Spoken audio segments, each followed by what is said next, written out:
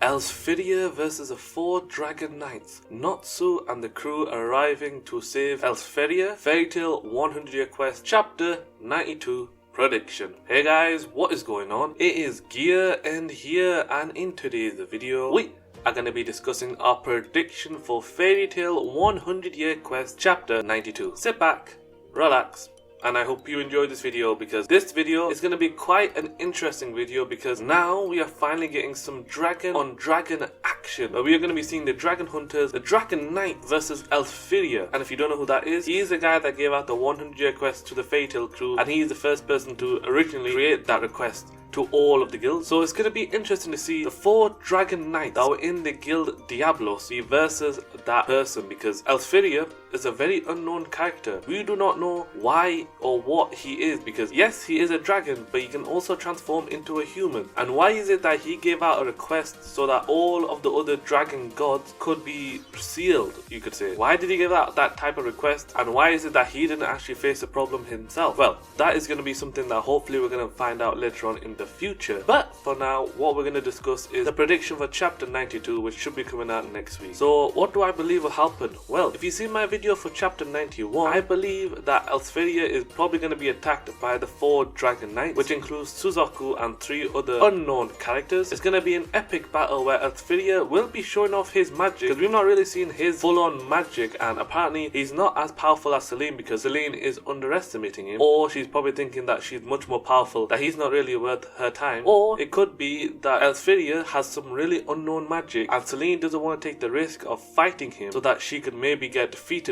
by Elsphyria. So she wants to send out the Dragon Knights to test out his full power before determining if she can beat him or not. Now that would be very interesting, because like Selene said in the previous chapter, Suzaku is very powerful. He was able to nearly destroy Selene in her human form, and Selene was so shocked about this that she actually became the Diablos Guild Master, and she even gave her first mission request to the 4 Dragon Knights, who are people that are on the same level as Suzaku. She gave out a quest to those 4 to slay Elsphyria. That is quite sudden and quite drastic for someone to do, and for a moon god dragon Selene, why is it that she doesn't want to target a god dragon rather than Elsphyria? Well, there can be 2 things for that. Firstly, one of the main things it could be is that Selene wants to test out the 4 Dragon Knight full power. She's only just become the master of the guild by slaying the previous master, and she really doesn't know too much about it. She doesn't know how to gauge all of the other members' power level, and for now she only knows that Suzaku is very powerful, because in her human form she nearly got defeated by him, so she knows that Suzaku is strong. But even though she has heard that the other 3 Dragon Knights are on the same level as Suzaku, she's not really 100% certain if they have what it takes to be at Suzaku's level or even beyond it. So she needs to test them out beforehand. And what's the best way to test it out? Well, the best way to test it out is to take out one of the oldest dragons ever, which is Elsphyria, and for them to slay him and then bring back his head, you could say, to Selene, saying that the job is done. That would be the best way to test out their power, because she's thinking Elsphyria, yes, he probably is one of the weak dragons, but he's still very powerful, because even though a god dragon could defeat him, normal dragons or even dragon hunters probably wouldn't be able to defeat Elsphyria. So Selene's probably thinking this would be the best way to gouge their power, and also find out, do they have what it takes to become a part of my army, to become a part of my guild? That is what she is thinking. And then after this battle, if they become successful or not, that is when she is able to determine who can fight the god dragons, who could fight Ignia and Vernius. That is going to be the main question for her next, after the Elsphyria mission is over. So this is going to be quite shocking, because Elsphyria, he's been known as sort of the neutral person throughout all this. Yes, he's given out the job to slay,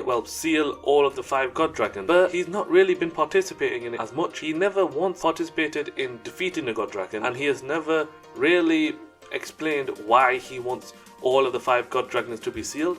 Yes, they do have immense power, and yes, they are very powerful, that they could literally destroy the world. But what is the main reason besides that to seal them? Because yes, power is very, very dangerous to have in the wrong hands, but if the god dragons are nice people like Mercphobia, the water god dragon, then why do all of the god dragons need to be sealed? That is probably a hidden ulterior motive that I have a feeling Elsphyria is hiding from everyone and even the crew.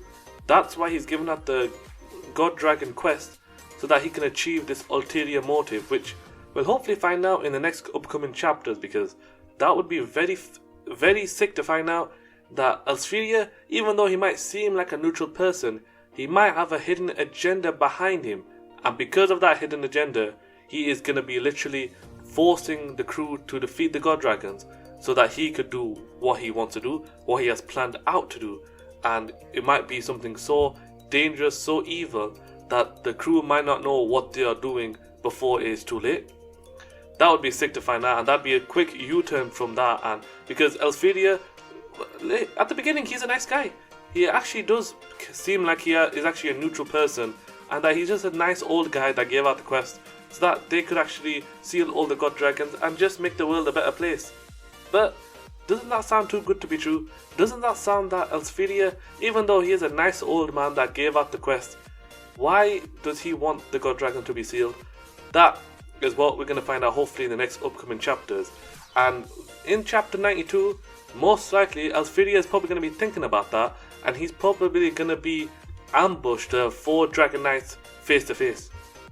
And that will be an epic battle, because Elsfidea is an unknown dragon. Yes, he is a dragon, and for some reason Acnologia didn't even want to face him, because yes, even though he is on a different continent, that doesn't really make much sense, because if there was a living dragon and Acnologia really hates dragons, why is it that he never approached Elsfidea? Why is it that Acnologia never once approached Elsfidea to confront him and even slay him? That is an unknown question to us, because yes, Elsfidea, he is an ancient dragon, he has lived very long and he does have a quest, but he is definitely powerful. 100% he has got some unknown power that we are going to see in the future, and once we do, it's going to finally show to us that maybe that power was enough to keep Acnologia away from him, and that is why he's been able to live on so long and even give out the fatal 100-year quest, because he was able to live out that long, make sure he kept Acnologia in check, and by doing so he was able to try and find some people to help complete the 100-year quest. But I believe in that chapter 92, what will happen is Elsfidea is going to probably think about what's happened with the crew and about the progress they've made, and then he's going to be, let's just say he's going to be interrupted whilst he is thinking. He's going to be interrupted by the 4 Dragon Knights, and they are going to be saying that we have been sent here from the Moon God Dragon Selene to slay you. That is what they are going to say, and Elsfidea, well, he's not going to take that down. He's probably going to have to transform into his dragon form, and he's going to be versus the 4 Dragon Knights, and the chapter might just end off with Elsfidea being very, very badly beaten down on the brink of death. But who comes in out of nowhere? Well, it is none other than the crew, who said that they're going to go visit Elsfidea to get more information. They're going to visit him, they're going to see that he's been beaten down by the 4 Dragon Knights, they're going to get involved, and it's going to be Natsu and the crew versus the 4 Dragon Knights. That is going to be an epic battle, because we're going to see some more dragon slaying magic. We're going to be seeing so much more dragons that it's going to be so hype when we're going to see Natsu finally face other dragon slayers, because it's been a while since he's faced dragon slayers. Yes, he's faced dragons, but he's not really faced another dragon slayer since like Gajeel or anything like that, or even Sting and Rogue. So it's going to be really nice to see him versus other dragon slayers, and it might be time that Natsu unlocks another part of his unknown power. That is going to be Natsu unlocking E&D and destroying the 4 Dragon Knights and really surprising Selene with that power. That will be an epic chapter.